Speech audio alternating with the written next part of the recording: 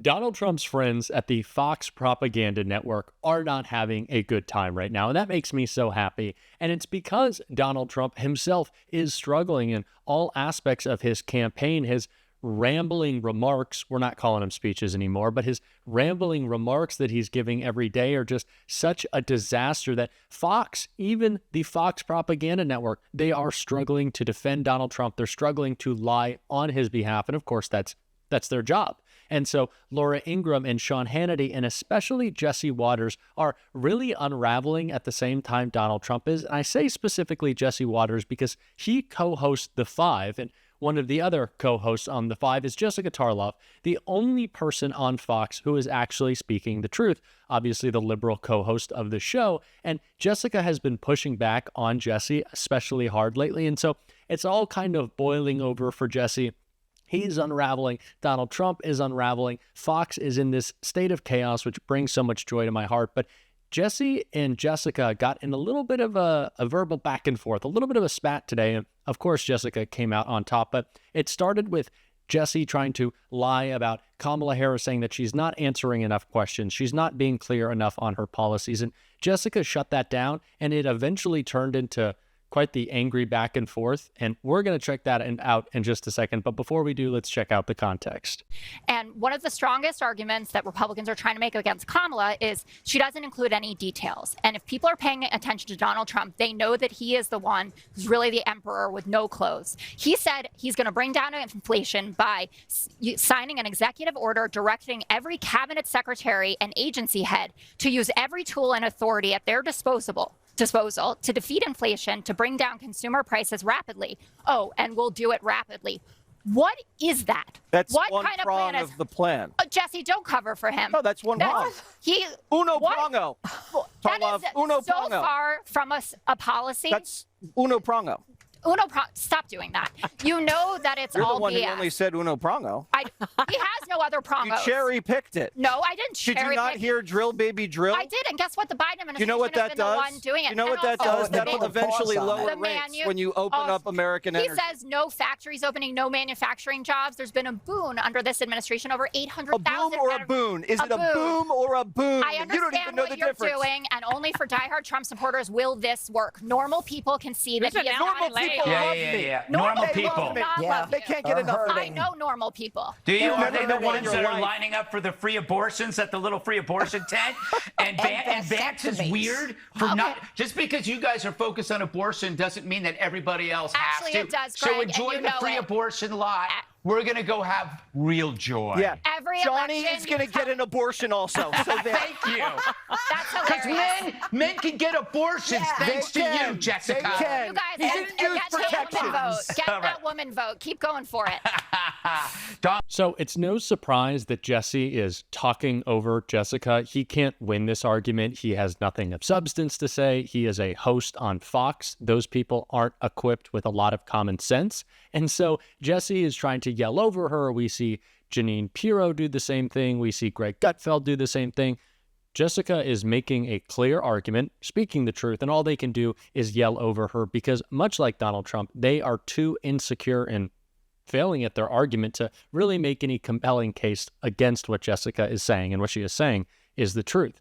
This talking point from the media is so incredibly tired that Kamala Harris isn't doing enough interviews or talking in enough specifics about her policy, and Jessica talked so perfectly. She described that and called out that narrative in the media so well that we don't need to expand on it anymore. But what we do need to get to is Jessica calling out Jesse, absolutely shutting him down. Got a little personal, but I liked it. Let's check it out. More money from the government to support them because they're going to be better off. And that's how the ROI on that works, for instance.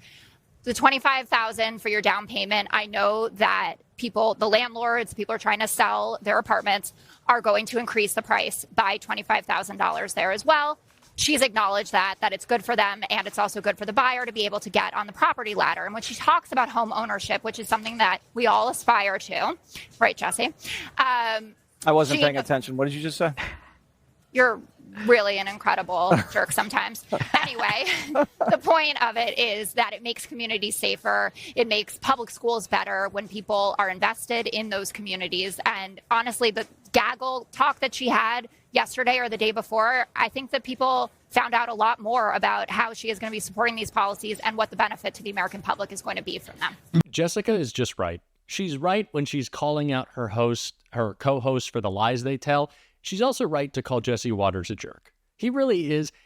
I know he's trying to be funny. He thinks he's being cute, but it's just, if your job is to report on the news, which of course that's not the job of a Fox host, it's to lie on behalf of MAGA, to support MAGA and the cult at all costs. But if your job as a journalist is to report the news, being so disingenuous and dishonest all the time, I think the Fox viewers understand that this is the shtick. This is the bit that they're doing. They know they're being dishonest. I guess they've just accepted it, and it's what they want to hear. They'd rather exist in the echo chamber than actually be confronted with the truth about their cult leader, who is in fact a cult leader.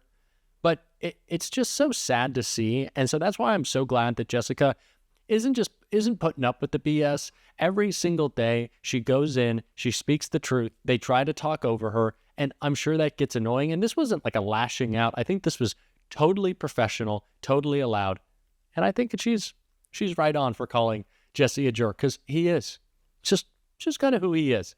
And Jessica isn't just taking down and calling out the little bit of lack of character from her colleagues, Jesse Watters especially, but she's also talking about the character contrast every day between Kamala Harris and Donald Trump. And I want to get into exactly what she said with this clip. Net, I think that this was an incredibly good day for Kamala. She was able to introduce herself to the American public in a way that she hadn't before. And you take the contrast of yesterday. So you had President Trump, someone who grew up a millionaire, became a billionaire, standing in front of his golf club, ranting and raving about everything, lying about everything from, GDP rates to poverty rates to energy production, et cetera. And then you have Kamala Harris, someone who's talking about her middle-class upbringing, the fact that her family rented throughout their lives, so she knows what it means for people out there who can't get on the property ladder, someone who worked at McDonald's through college. You couldn't have the starker juxtaposition between these two candidates. And then on top of it, she's saying to people, I feel your pain. I know how much things cost. You know what I want to do? I want to build 3 million new housing units. You know what I want to do? I want to cap prescription drug prices for everyone, not just Medicare recipients. I mean, yesterday, we didn't get to talk about it because of the Trump press conference, but because Medicare is negotiating drug prices, seniors will get to keep $6 billion of their dollars. That's $1.5 billion in out-of-pocket costs that will be saved because of the policies from the Biden-Harris administration. And that's what today is about regular people getting to keep more of their money. As much as this election is about policy and the future and each candidate's prior record, Donald Trump's is one of failure. Kamala Harris's is one of success. That is incredibly important. But it's also about character. It's about the character of the individuals who are running for president. It is about the character of Kamala Harris and Tim Walz. It is about the character of Donald Trump and J.D. Vance. And we know who Kamala Harris and Tim Walz want to look out for. It's the people that they care about. And who do they care about? They care about their communities and a local, state, and countrywide level. We have seen them sacrifice their lives in public service doing just that. And who does Donald Trump care about? Donald Trump. That's it. Who does J.D. Vance care about? J.D. Vance cares about J.D. Vance's career. And that's who they're fighting for. That's who they care about. And so I think it's important to make that contrast. Additionally, we talk about the record of Donald Trump and how it is such a failure in his 4 years as president, the economic disaster that he led us into by completely mismanaging the COVID-19 pandemic. But I also think it's important to look at his record before he was president. I don't want to say before he was in public service, because there wasn't a lot of serving the public that Donald Trump did. But we know what Donald Trump was out for in every action of his life. He was out for himself. He was trying to screw people out of deals and make sure he could pay people as little as possible, to disregard the safety of his workers, to discriminate against people who were trying to live in his buildings. This is Donald Trump. This is who he's always been. But we also know who Kamala Harris has always been. Someone who is fighting for working people, because she knows what that's like. She knows what it's like to grow up in a middle-class home. She knows what it's like to work her way into a position that I'm sure she had to work harder than anyone else who had previously occupied it. Kamala Harris, we know her record, not only in public service, but as a person. And that is incredibly important in this election. And that is shaping what the policy will be of these two candidates. And that's why I'm so glad that Jessica brought it up. And we, of course, are going to continue to talk about that on this show. And if you want to support that, make sure to hit that subscribe button. Leave a like on this video. It really goes a long way. And if you watched all the way to the end, drop a blue heart in the comments so I can thank you for your support. It really means the world to me. And until next time, I'll see you soon.